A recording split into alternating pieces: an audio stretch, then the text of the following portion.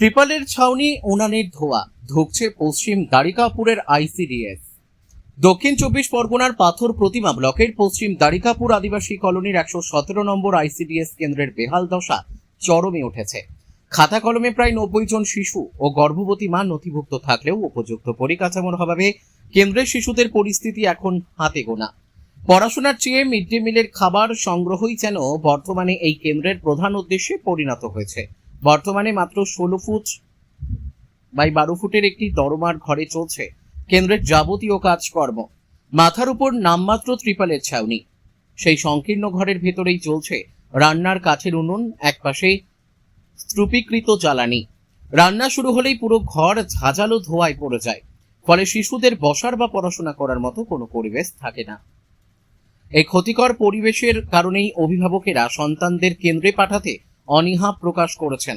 কেন্দ্রের সহায়িকা জানান, স্থায়ী ভবন না থাকায় বাধ্য হয়েই এই প্রতিকূলতার মধ্যে পরিষেবা চালাতে হচ্ছে। এলাকার বাসিন্দাদের দাবি, শিশুদের পুষ্টি ও প্রাথমিক শিক্ষা নিশ্চিত করতে অবিলম্বে একটি স্থায়ী ও উপযুক্ত সরকারি ভবন নির্মাণ করা হোক।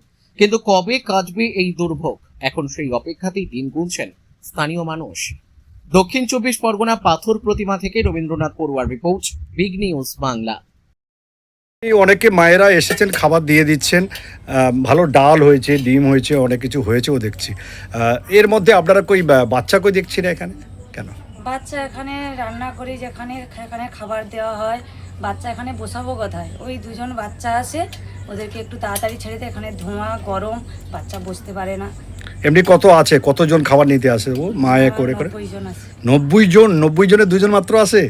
বাচ্চা এখানে বসানোর জায়গা নেই, তার পড়ছে কি করে বাচ্চা বসাবো আমি?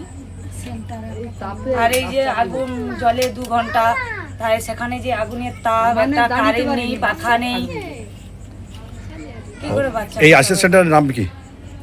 আইসি সেন্টার হচ্ছে আদিবাসী অপ্রা বিদ্যালয়ের আছে। নাম্বার মনে আছে আপনার? 117 নম্বর সেন্টার। এসছেন দেখছি আইসিডিএস সেন্টারে, দিদিমণিরাও এসছে, কিন্তু বাচ্চা নেই। আপনার খাবার নিচ্ছেন, কি বলবেন? সবাই আছে, আসতে পারে, জানি এখানে বুঝতে চাইনি। কেন? এই গরম, এই যে ধোঁয়া লাগলে বাচ্চা চোখে নিচের মাছ চাইতে পারেনি এই গরমে। আপনার নাম? রিতাগি। এই যে খাবার নিচ্ছেন দেখতে পাচ্ছি, কিন্তু বাচ্চা নেই, কি বলবেন আপনি? ওই ভাঙা ঘর হলে আর কি বাচ্চা আসবে? জল পড়ে, এদিকে ধোঁয়া, ওইটুকু জায়গা, এই জন্য বাচ্চা তো আসে না। তারপরে ও টিন ফাটা, ওইটুকু জায়গার মধ্যে কি বাচ্চা পড়তে পারবে?